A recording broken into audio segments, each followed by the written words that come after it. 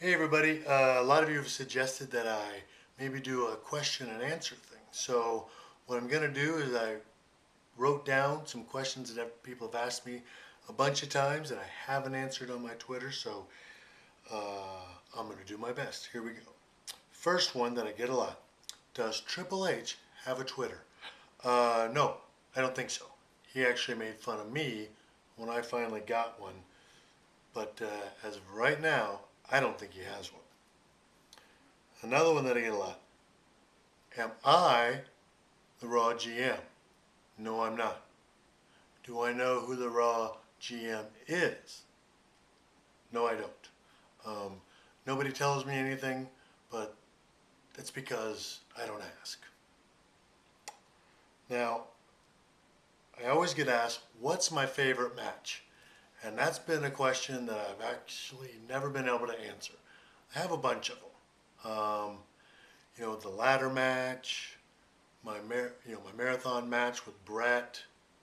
Um, you know, Coming back in 2002, my first match back with Hunter at SummerSlam. Um, my match with Kurt Angle at WrestleMania. Obviously, of course, my two with the Undertaker. Um, and some ones that I really enjoyed that I guess people don't talk about that much is obviously my WrestleMania 19 with Jericho.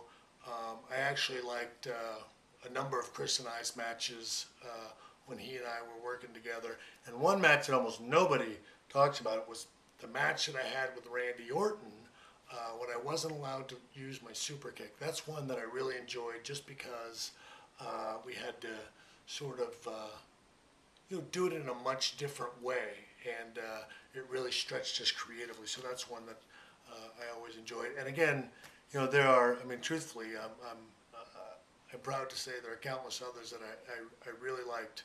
So I've never ever been able to boil it down to just one. So and for me, I think that's probably a good thing.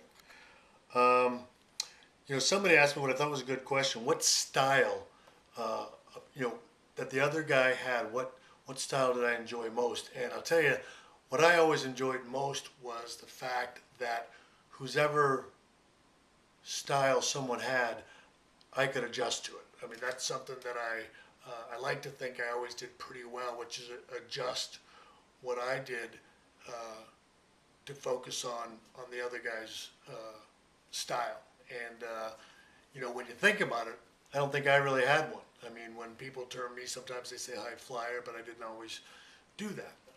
So I always tried to make it a point to adjust myself to the other guy's style. And I think in the end, what that did was give me the opportunity to, not really have a style.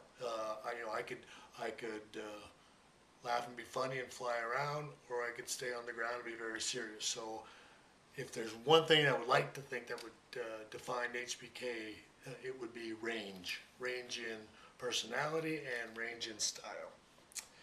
Another one, somebody keeps asking me if I hate them. That comes up all the time. Do you hate me? No, I don't. I don't hate anybody. I don't think. Um, Mostly because I'm really lazy and it takes way too much energy to hate anybody. I stop right at maybe disliking, and that's enough because I'm too tired and too lazy to put in that much energy to anything. The next one is, why did I leave? Because I lost a match. I had to. Truthfully, though, I mean it was time. It was time for HBK to back up and move on. There isn't anything I left undid. There isn't any match that I wish I had. There's absolutely nothing that I didn't do for me. Um, I know there are a lot of matches that other people wish they had seen, but for me, my to-do list, my wish list, I was fortunate enough to accomplish far beyond anything I ever thought I could possibly accomplish, and that's the reason that I was ready to go. Um, if there was something, even one little thing left out there, I'd have stayed around. So rest assured, there are no regrets, and you know, no, I wish I could have for me in the WWE. Let's see, my favorite DX moment. I sort of have to break that down into two. You know, post, before Jesus and after.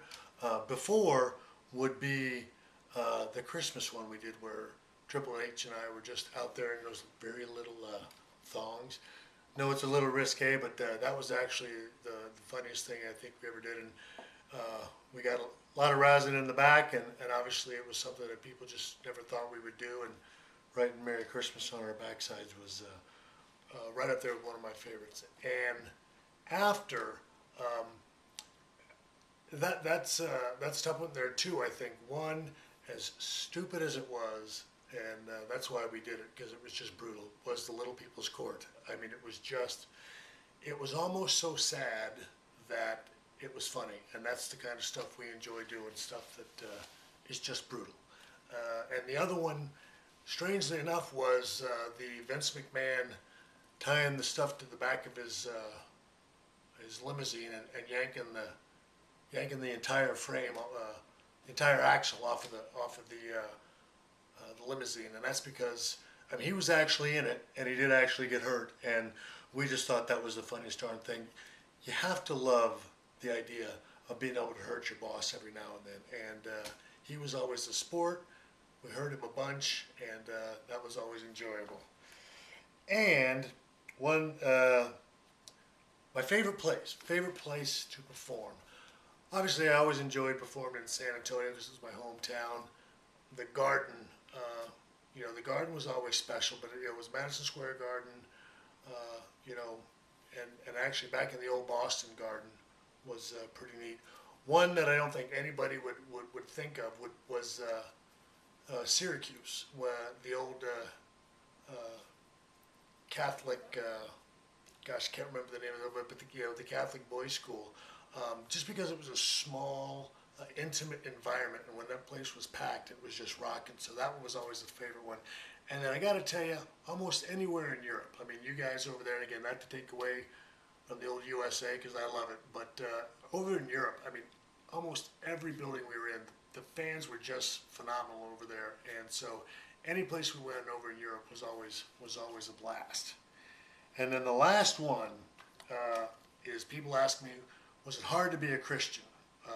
And the answer is no. I suppose you could make the argument that's because it's because I wasn't that good at it. But I mean, I like to think that I was. But the fact of the matter is, everybody in the dressing room was always very respectful, very good to me. They understood the things I would do and the things that I didn't do. And so there was never. In the WWE, there was never anything that tempted me or anything that was a struggle for me. In the WWE, I have to tell you, the truth is, I'm like everybody else. The struggle for me is in real life, and that's the way it is for all of us. And make no mistake about it, it's a day by day, hour by hour, minute by minute walk, and that's what the good Lord does. He helps us through each and every second of every day. So. It wasn't tough.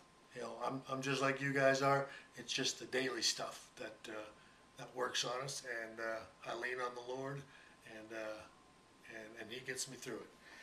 And I guess the last one is, am I coming back? And the answer is no. I'm not going to come back to wrestle. I'm going to do my best to keep my word to everybody, and I'm not going anywhere else. I'm going to be a WWE guy, good Lord willing, till the day that I die. You're not going to see me show up on somebody else's wrestling program. And I hope to, make some appearances throughout the years. And hopefully, in the not too distant future, I will see many of you again. So I'll see you. For now, I'm off to the Yukon to go after moose.